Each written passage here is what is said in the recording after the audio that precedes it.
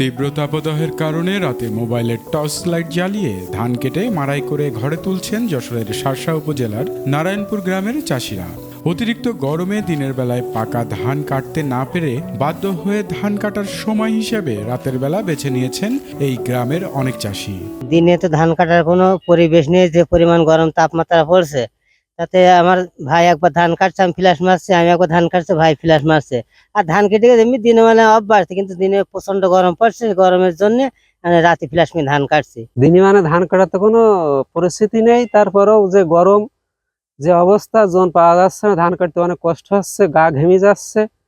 তাই রাতে আইসি mobile flash মেরে ধান কাটছে, আমি একবার কাটছি, আমার ভাই একবার কাটছে। স্থানীয় কৃষকরা জানিয়েছে তীব্র তাপপ্রবাহের কারণে শার্শায় কৃষি শ্রমিকের চরম সংকটে পৌঁছেছে। গত কয়েকদিন ধরে বোরো জাতের ধান পাক ধরায় কৃষকরা কাটা শুরু করেছেন। গরমের কারণে কৃষি শ্রমিকের অভাবে তারা ধান তুলতে পারছে না। আগে যেখানে 500 থেকে 600 টাকায় শ্রমিক পাওয়া যেত, এখন তীব্র গরমের কারণে 800 টাকা মজুরি দিয়েও শ্রমিক পাওয়া যাচ্ছে না। সময় মতো ধান ঘরে তুলতে না পারলে ক্ষতির সম্ভাবনা রয়েছে, তাই এমন উদ্যোগ নিয়েছেন তারা। আমাদের এখানে দিনের বেলায় 42-43 ডিগ্রি তাপমাত্রা হওয়ার কারণে আমাদের গ্রামের অধিকাংশ লোকজন রাতের বেলায় এই ধান ঝাড়ছে বা কেউ ধান বাঁধছে। দিনে অনেক তাপ পড়ছে, এই জন্য আমরা রাতের বেলা ধান ঝাড়ছি হ্যালোজেন লাগায়ে।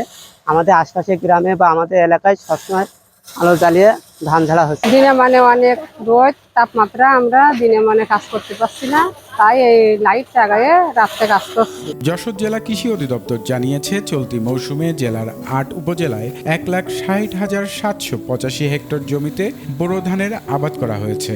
এর মধ্যে সদর উপজেলায় 26,135 হেক্টর, শার্শা উপজেলায় 23,824 হেক্টর, ঝিকরগাছায় 19,550 হেক্টর, চৌগাছায় 18,335 হেক্টর, অভয়নগর উপজেলায় 14,230 হেক্টর, বাঘারপাড়ায় 16,751 হেক্টর, মনিরামপুর 28,890 হেক্টর ও কেশবপুরে 13,070 হেক্টর জমিতে আবাদ করা হয়েছে।